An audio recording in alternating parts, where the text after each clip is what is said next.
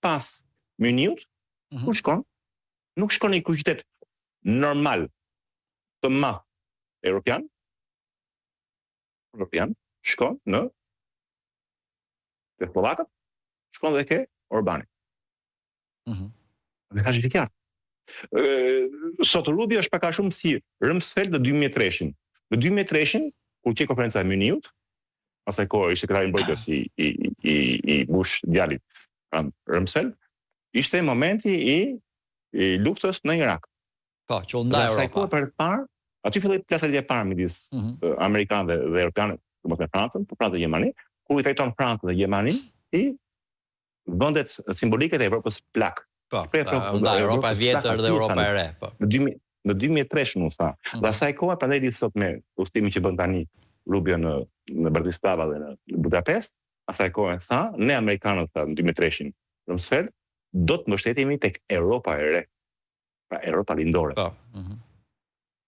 Në thelb nuk ka ndryshim të politikës amerikane.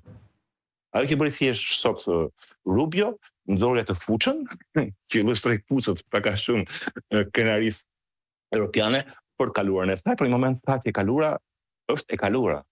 Tani është e ardhmja. Cila është e ardhmja? E ardhmja është shkatrimi i sistemit botror aktual dhe në Munich këtë simbol që një vinç që shkatron. Pra është simboli i Donald Trumpit që është po shkatron këtë botë, kjo botë tha që kemi njohur tha Rubio në filmin e tij për 8 ditësh ka marrë fund. Tani është bota që vjen, cila është bota që vjen? Është bota ku civilizimi perëndimor duhet të imponohet. Dhe dje thoshte për Amerikën, tani na futet Evropën bashkë, me bashkë parapet në këtë sipërmarrje, mos kemi frikë. Mos kemi frikë të ato lartësojmë vlerat tona, fuqinë tonë perëndimore në këtë botë, i kemi ka shumë gjëra botës.